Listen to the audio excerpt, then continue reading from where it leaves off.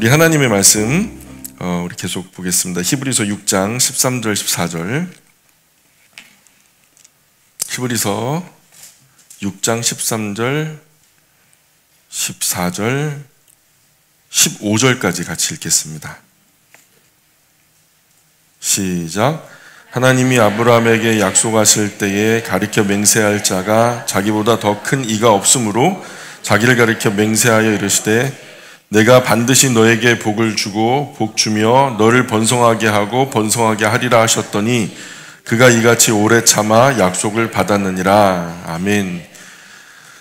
우리 하나님은 아브라함에게 복 주시겠다고 약속하셨죠. 그리고 그 약속은 하나님 자신을 두고 맹세하셨고요. 그리고 그러면은 이제 반드시 복을 주시겠다는 거죠. 하나님이 이런 중요한 것은 하나님께서 정하신 때에 하나님의 정하신 것으로 하나님이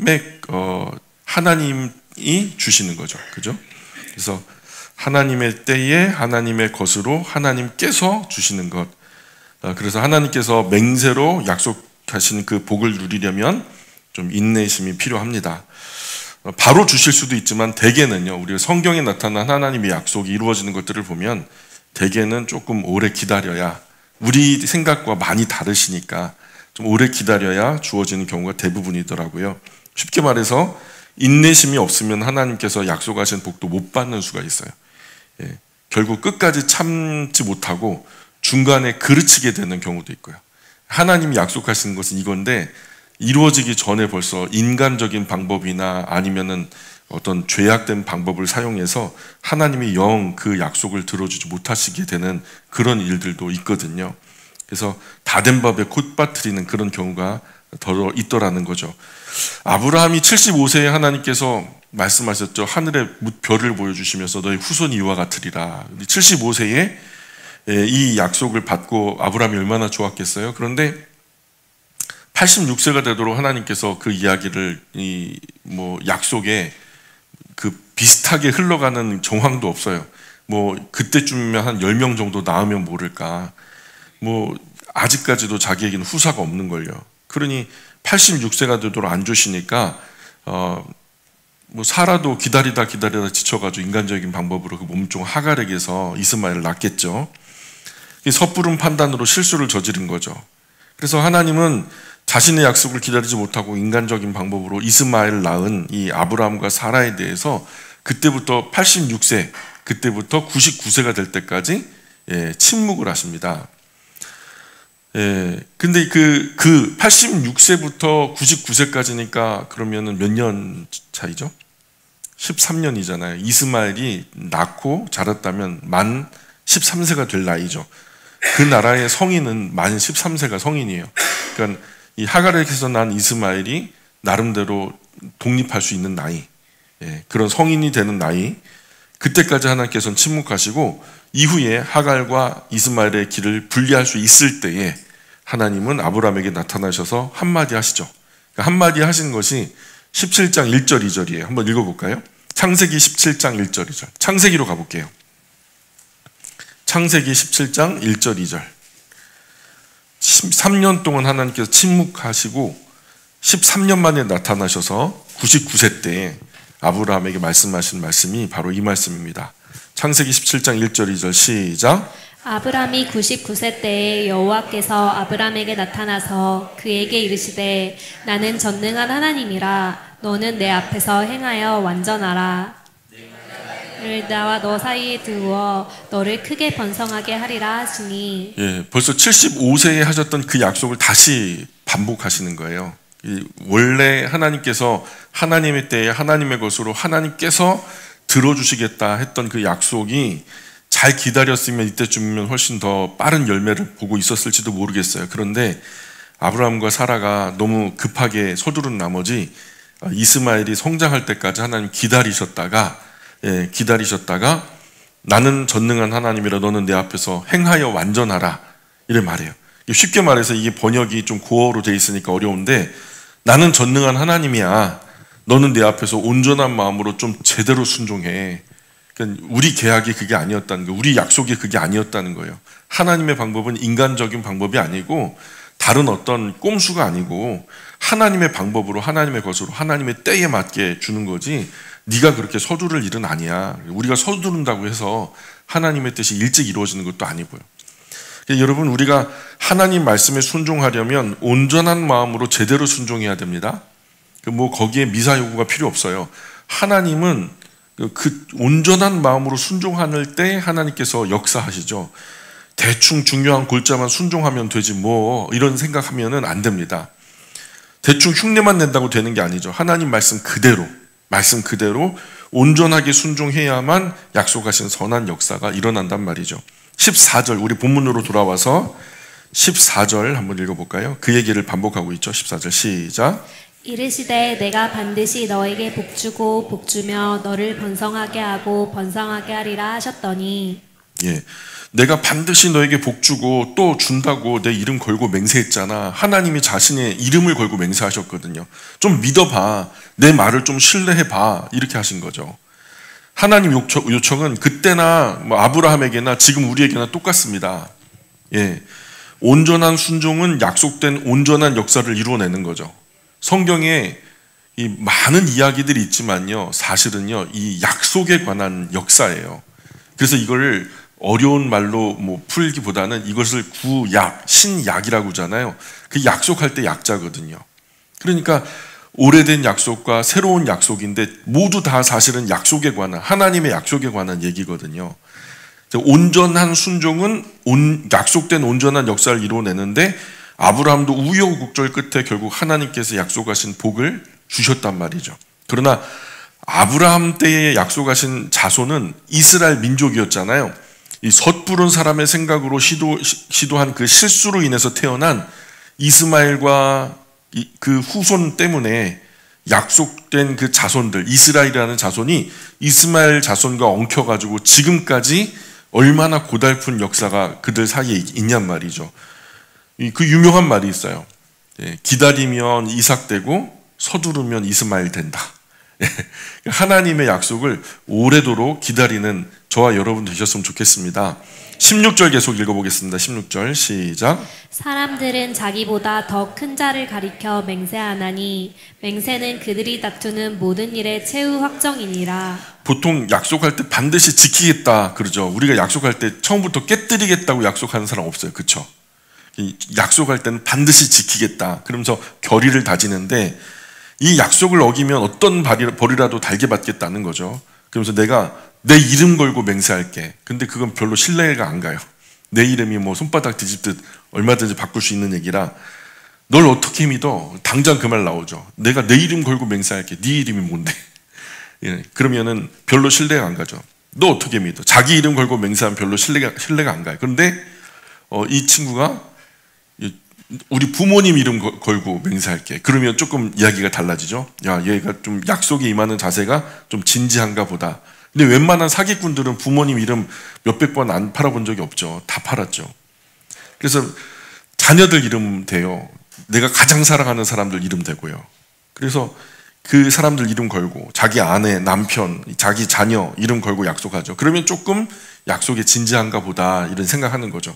하나님도 이 약속이 반드시 지키실 거라는 그런 의미로 맹세를 하신 거예요. 17절 볼까요? 17절 시작. 하나님은 약속을 기업으로 받는 자들에게 그 뜻이 변하지 아니함을 충분히 나타내시려고 그 일을 맹세로 보증하셨나니. 하나님은 맹세를 잘 안 해요. 맹세를 할 이유가 없어요. 그냥 지켜버리시죠. 그런데 하나님께서 맹세하셨다면 이것은 자기를 위한 맹세가 아니에요. 하나님 맹세하실 필요가 없다니까요. 그냥 말씀하시면 그대로 돼요. 하나님 전능하신 하나님이라 맹세를 하실 필요가 없어요. 근데 맹세를 일단 하셨다. 그러면 누구를 위해서 맹세하신 거예요? 상대, 자신과 약속을 하는 상대를 위해서 확신을 주고자 맹세를 하신 거예요. 죄의 성향으로 인해서 좀처럼 믿지 못하는 우리를 위해서 맹세하신 거예요. 그래서 하나님은 아브라함에게 복 주실 때 자신의 이름으로 맹세하신 거예요. 좀 믿어보라고. 또 성경도 우리가 하나님 약속을 신뢰하고 좀 흔들리지 말라고 두 가지 진리를 제시하는데요. 두 가지 진리. 오늘 여러분 댁으로 돌아가실 때 다른 걸 다 잊어버려도 이 두 가지 진리만 꼭 쥐고 가시면은 남는 겁니다. 꼭 기억하셨으면 좋겠어요. 18절 볼까요? 18절 시작. 이는 하나님이 거짓말을 하실 수 없는 이 두 가지 변하지 못할 사실로 말미암아 앞에 있는 소망을 얻으려고 피난처를 찾은 우리에게 큰 안위를 받게 하려 하심이라. 예, 두 가지 진리가 뭐죠? 첫 번째는 하나님은 거짓말 하실 수 없다. 따라해 볼까요? 하나님은 거짓말 하실 수 없다. 예, 창세기부터 요한계시록까지 다 뒤져봐도요, 하나님이 거짓말하는 일은 없어요. 그리고 유구한 역사 속에 하나님 거짓말 하실 이유도 없어요. 두 번째 진리는 뭐냐면 하나님의 맹세는 변하지 않는다. 따라해볼까요? 하나님의 맹세는 변하지 않는다. 예, 첫 번째가 뭐라고요? 하나님은 거짓말 못해. 두 번째, 하나님의 맹세는 변하지 않아. 그러니까 우리가 하나님의 맹세라고 표현했지만 약속이라고 바꿔도 되죠. 보통 우리가 번역할 때 프라미스라고 하는 그 개인 간의 약속의 작은 단위로 우리가 표현하지 않고 커버넌트라 그래요. 좀 뭔가 좀 그 언약 개념이죠. 공식적인 이름으로 그렇게 얘기를 하는데, 세상이 주지 못하는 참된 소망과 위로가 이 두 진리 안에 있어요. 우리가 성경에 나타난 하나님의 약속만 마음에 잘 새겨도요, 우리 마음에 참된 위로와 소망을 얻게 됩니다. 하나님이 약속하신 것 절대로 변개하지 않으니까요. 언젠가 이루어질 거예요. 내가 죽더라도 이루어진다니까요. 내가 죽어도 다시 살아요. 그것도 약속이에요. 왜 그럴까요? 하나님 거짓말 못 하시거든요. 이 말은 반드시 그 말씀대로 그 약속대로 이루어지니까요. 그가 이같이 오래 참아 약속 받았다. 누가요? 아브라함이. 하나님과 아브라함의 75세의 약속이 25년 지난 100세에 이루어집니다. 아마도 아브라함이 중간에 인간적인 방법 사용하지 않았다면 더 일찍 당겨졌을지도 모를 일이죠. 그런데 지금 하나님과 아브라함의 약속을 하나의 모델로 지금 제시하고 있는 거예요. 모델. 우리가 이 모델을 통해서 한번 생각해 봐라 하면서 하나님과 사람의 약속이, 하나님과 아브라함의 약속을 하나의 모델로 세우고 우리에게 지금 말씀하시기 원하는 거예요. 하나님 약속은 때때로 우리 생각보다 조금 더디게 이루어진다는 거예요. 그러니까 이 약속이 이루어지지 않는다고 조급한 마음에 낙심하지 말라는 거예요. 조급해 하다가 낙심하다가 자꾸 우리가 인간적인 방법으로 인간적인 것들로 보상받기를 원하잖아요. 근데 그게 아니라 하나님의 때에 하나님의 것으로 하나님께서 이루어 주실 때까지 잘 참고 잘 인내하고 잘 기다리라는 거죠. 우리 그리스도인이 잘해야 되는 거 제가 말씀드렸죠. 쓰리기. 따라해볼까요? 쓰리기. 졸리죠? 아침부터 졸리면 어쩌자는 거야. 컨디션 조절 잘하라니까요. 여러분, 일주일의 첫날 이날을 위해서 여러분이 6일을 사는 거예요. 우리 하나님께 예배 드리려고. 지금 졸면은 진짜 낭패 보는 겁니다. 쓰리기가 뭐냐면 기도하고, 기대하며 기다리라. 한번 해볼까요? 기도하고 기대하며 기다리라. 이게 우리 그리스도인의 자세거든요. 하나님이 이루어 주실 때까지. 19절 계속 볼까요? 19절 시작. 우리가 이 소망을 가지고 있는 것은 영혼의 닷 같아서 튼튼하고 견고하여 휘장 안에 들어가나니. 우리가 이 소망을 가지고 있는 것은, 이 소망은 앞서 언급된 하나님 약속이죠. 그 소망, 그 약속, 즉 구주 예수님을 통한 구원의 확신을 말하는 거예요. 이전에 계속해서 말씀하셨던 게 그거예요. 우리가 12절까지 보고서 오늘부터 13절, 14절, 15절 읽고 들어왔는데, 그 전에 계속 말씀해 오셨던 것이 우리의 구원을 말하는 거예요. 이 소망 가지고 끝까지 믿음의 길을 완주하라는 거죠. 우리 믿음, 우리 신앙은 단순한 기대가 아니에요. 하나님께서 맹세로 보증하신 변하지 않는 진리라고요. 본인의 이름을 걸고 맹세하신 거예요. 그런데 그것이 뭐와 같냐면 영혼의 닷과 같아서 튼튼하고 견고하다는 거예요. 닷은요, 배가 흔들리지 않도록 바다 밑바닥에 큰 쇳덩어리로 고정을 시키죠. 그러니까 파도가 막 쳐도 막 우리가 배가 많이 흔들리는 것 같은데 그 지점은 이동이 안 돼요. 계속해서 그 자리를, 중심을 잡는단 말이죠. 우리 영혼이 세상 물결 따라 휘몰아칠 때 우리를 하나님 안에서 견고하게 붙들어줄 진리가 바로 영혼의 닷과 같다는 거죠. 이 영혼의 닷은 두 가지 진리죠. 첫 번째는 하나님 거짓말 절대 못해. 두 번째는 하나님 약속한 거 반드시 이루신다. 이 두 가지 진리. 이 두 가지 진리는 우리의 영혼의 닷과 같다.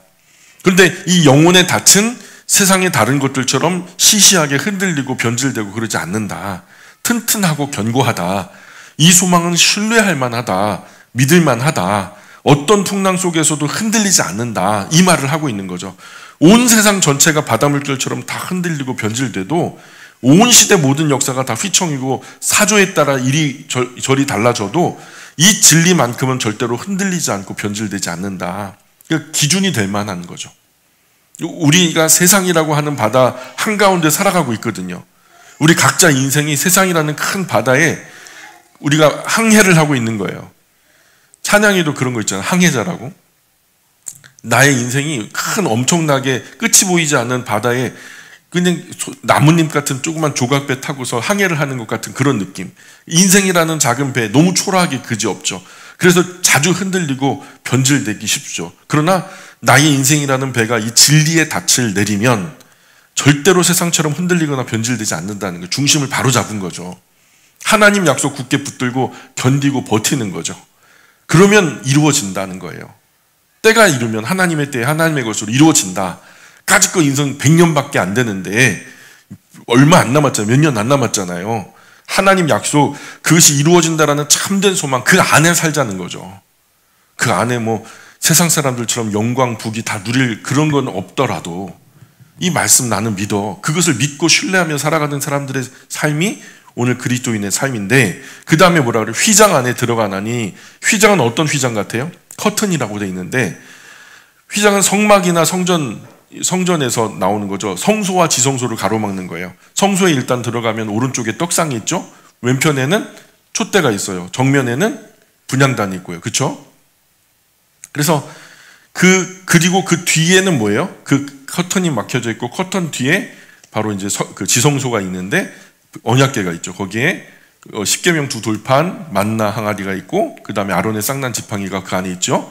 근데 그 안에 그것을 안에 넣고서 덮은 덮개 위에 그룹이라고 하는 그쵸? 케루빔 천사 두 날개가 만나는 그 자리, 그 중심에 하나님이 특별한 이름을 주셨어요. 시은소.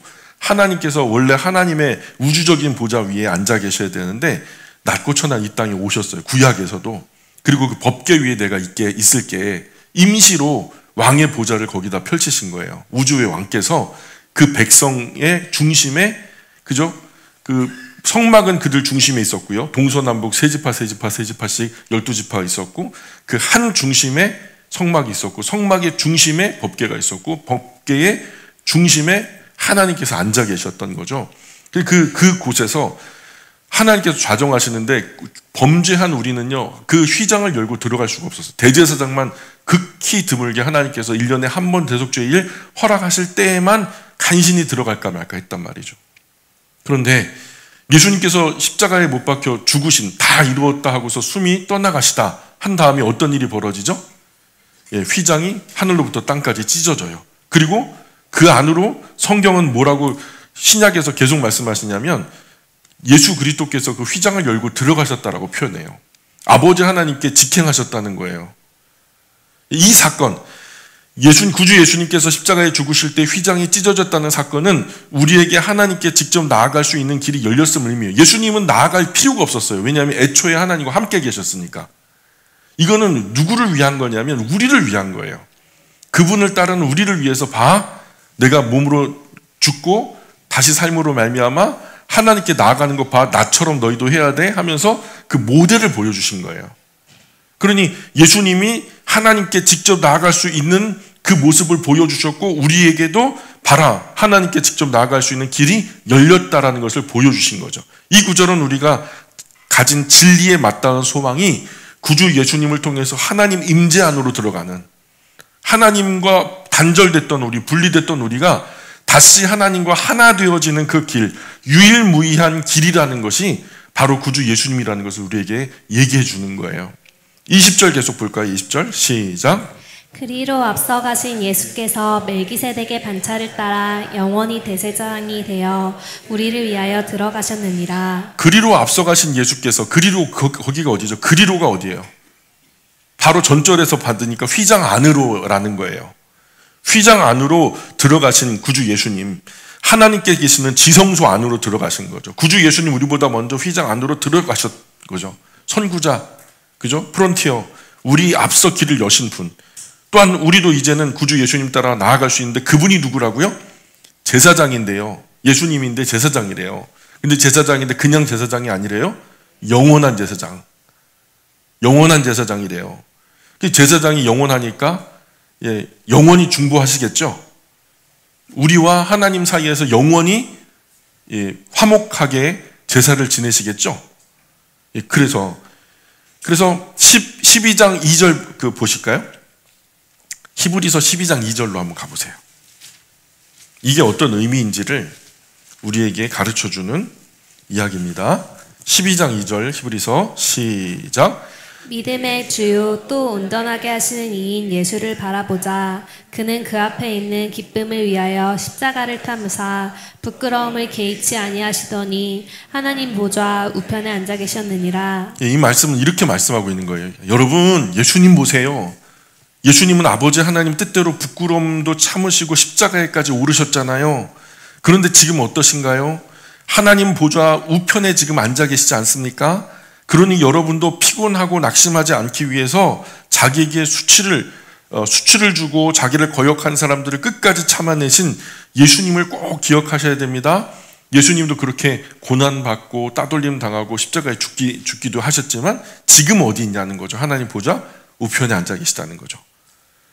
그래서 그분처럼 여러분도 우리도 그렇게 잘 참고 끝까지 인내하며 예수님처럼 남은 인생 모든 길 우직하고 충성되 끝까지 걸어내셔서 하나님 보좌 우편에 예수님처럼 장자가 그렇게 들어갔으니 그분을 따르는 모든 형제들이 그분과 함께 거기에 이를 수 있도록 우리에게 복을 주는 거죠. 멜기세덱의 반차를 따라 영원히 대제사장이 돼요. 그래서 멜기세덱은요, 다시 본문으로 돌아와서 멜기세덱은 레위 지파죠. 아론의 자손의 계보와 무관하다. 지난 시간에 말씀을 드렸어요. 영원하고 완전한 대제사장직의 모델이 되는 분이죠. 예수님도 레위 지파 아론의 자손이 아니죠. 예수님 어느 지파예요? 유다 지파죠. 유다 지파예요. 그러나 멜기세덱처럼 하나님의 직접적인 부르심에 따라서 영원한 대제사장이 된 거예요. 지파 의미를 초월하는 거예요.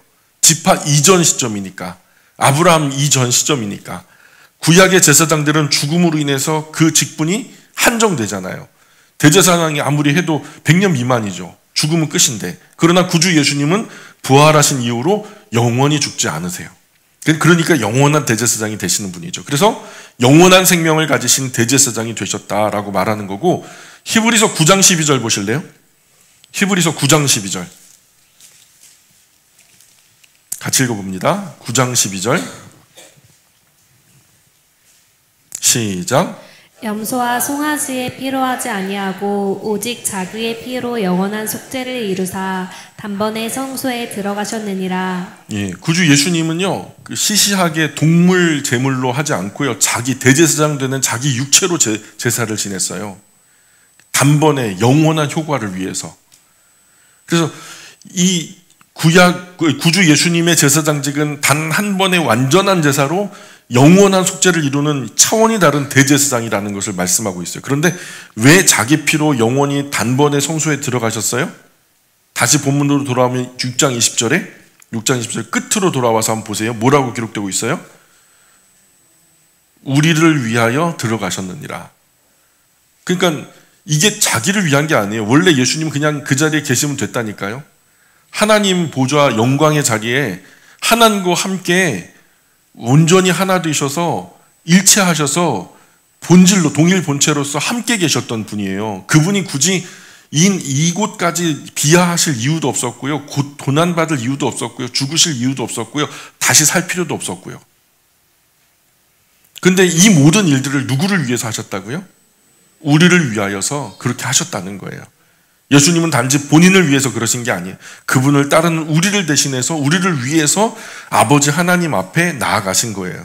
원래 예수님은 아버지 하나님과 함께 계셨던 분이잖아요. 자신을 위해서라면 이러실 필요가 없었다는 거예요. 이것은 구주 예수님의 중보자 역할을 강조하고 있는 거예요.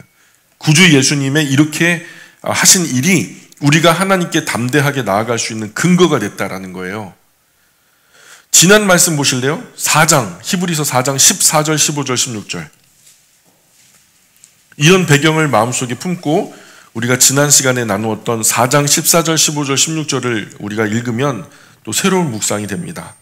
4장 14절, 15절, 16절 시작. 그러므로 우리에게 큰 대제사장이 계시니 승천하시니 곧 하나님의 아들 예수시라.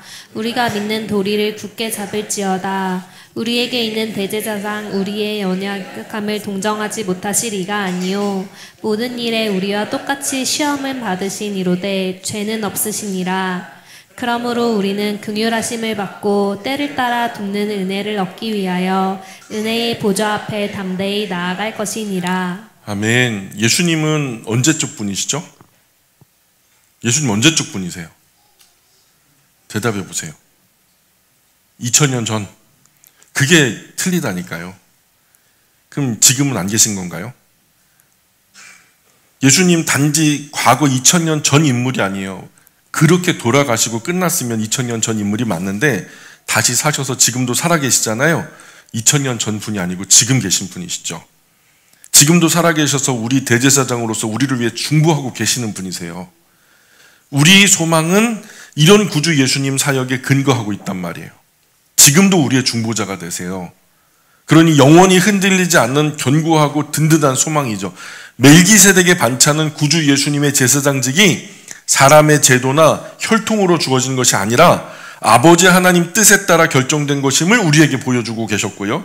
그러니 절대로 요동하지 말고 과거 2000년 전에 있었던 과거 사건도 아니고 지금도 계속되고 있는 현재 사건이라는 것을 마음속에 되새기면서 종횡무진이죠.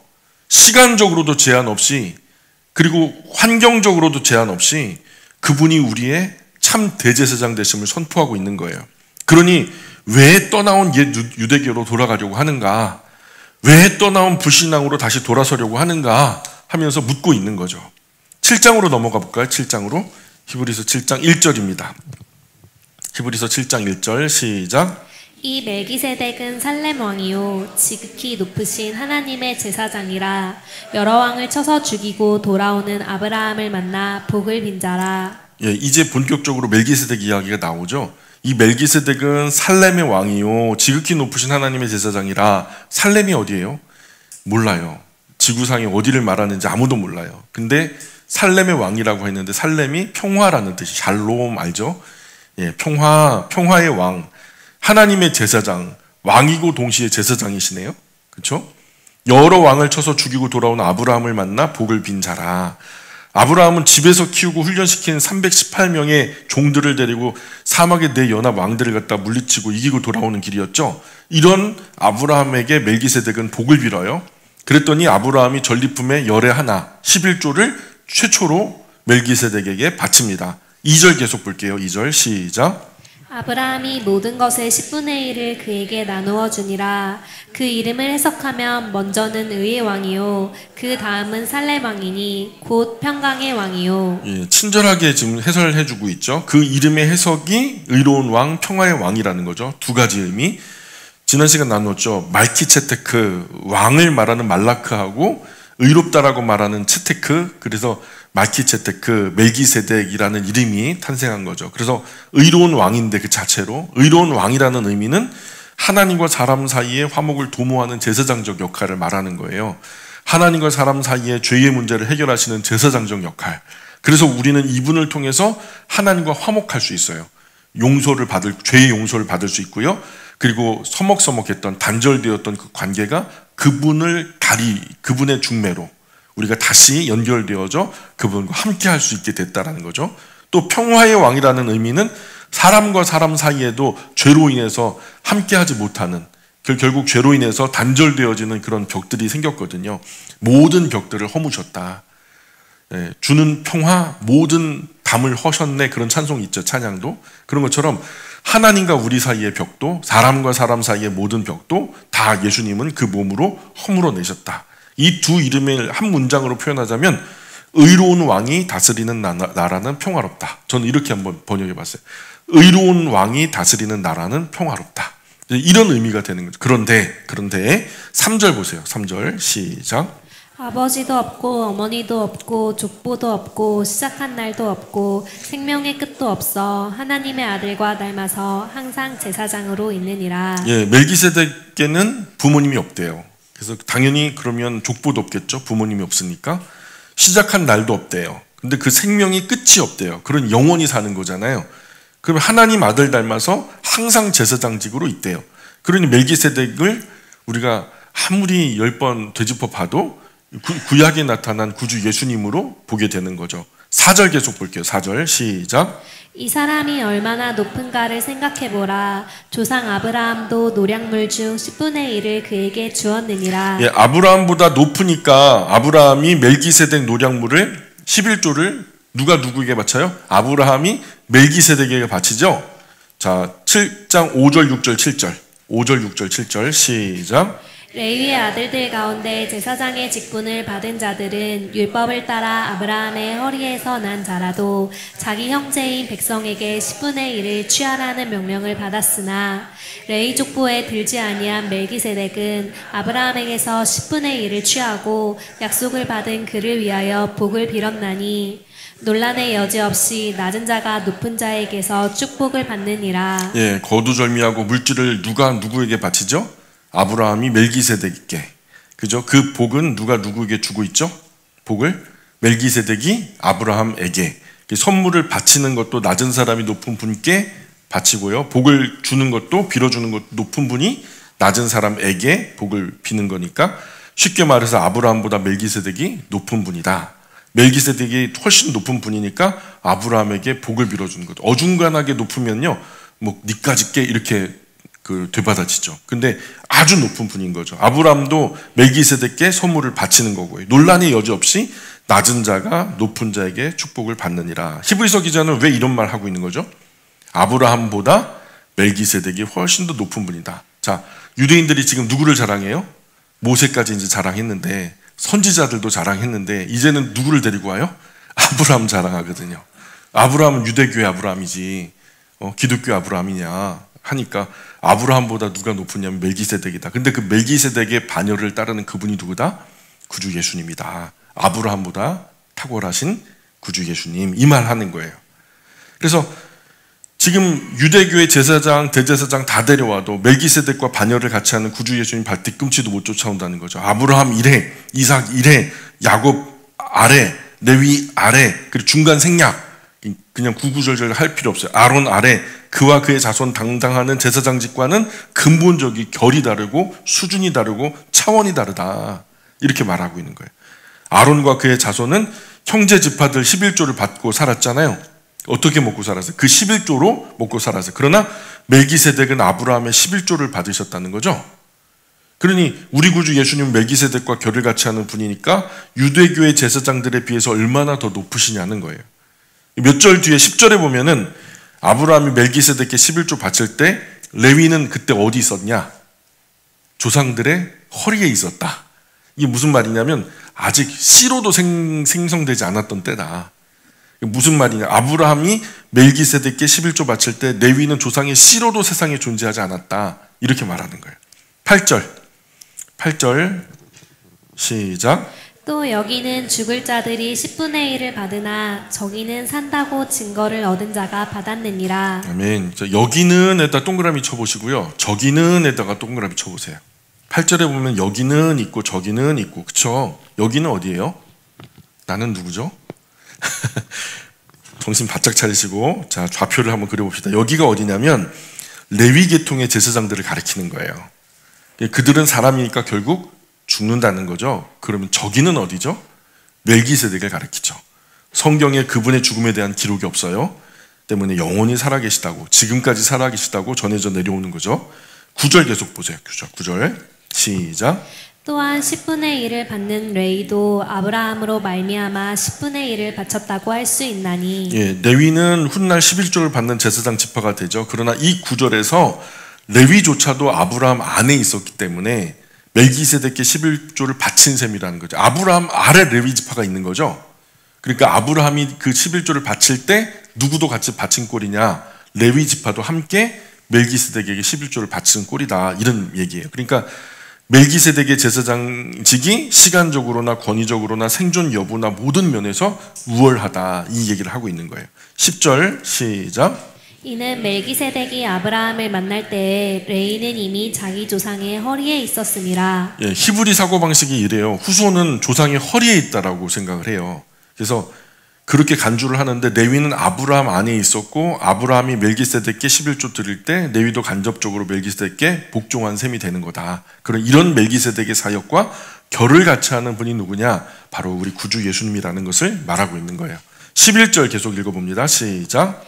레위 계통의 제사 직분으로 말미암아 온전함을 얻을 수 있었으면 백성이 그 아래에서 율법을 받았으니 어찌하여 아론의 반차를 따르지 않고 멜기세덱의 반차를 따르는 다른 한 제사장을 세울 필요가 있느냐?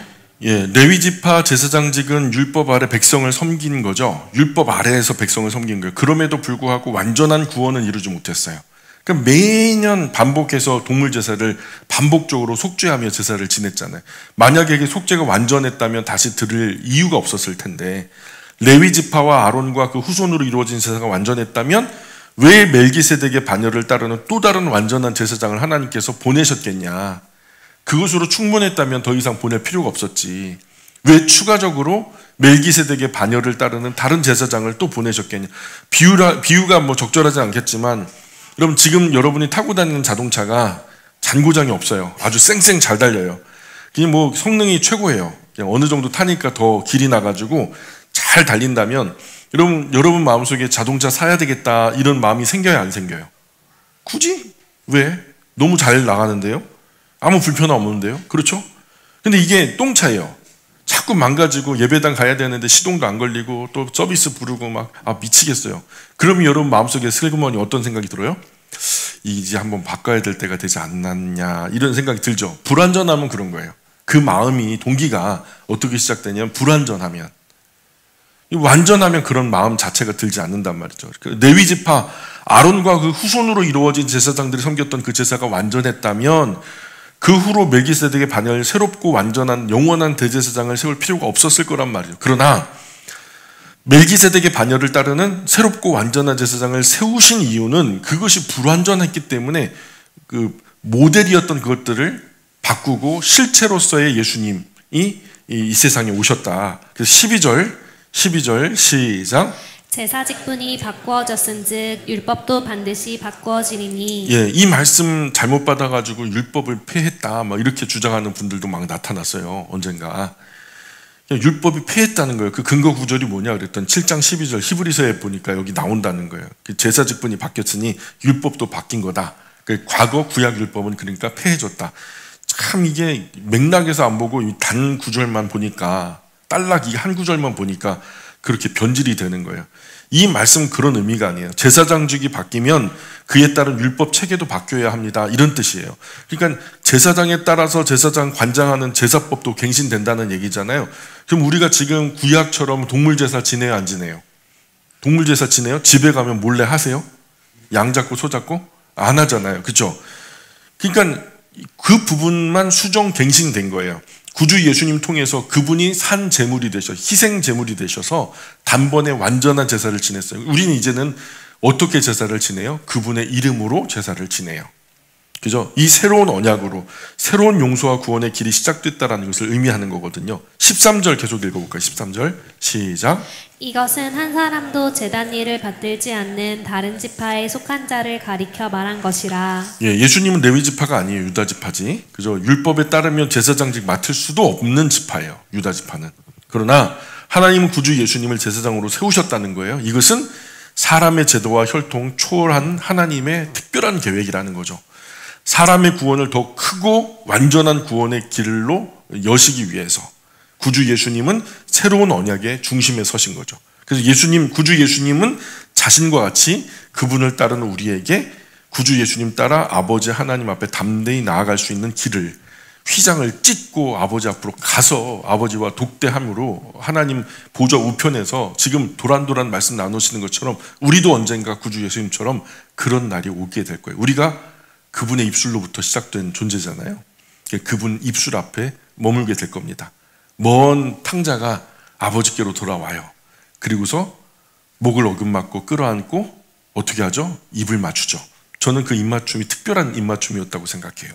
아버지께로부터 시작됐으니까 후 하면서 육체가 생명이 된지라. 그렇죠? 우리가 인간이 된 이유가 거기 있는 거죠.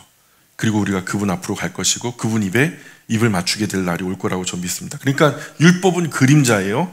예수님은 실체죠. 율법은 모형이에요. 예수님은 근본이 되시고 본질이 되시는 거예요. 그러니까 그 껍데기를 얘기하고 있는 유대교가 우월하다라고 주장하는 사람들 앞에서 지금 히브리서 기자는 그것은 껍데기일 뿐이고 본질은 구주 예수님이다라는 것을 강변하고 있는 거예요. 오늘 여기까지만 하겠습니다.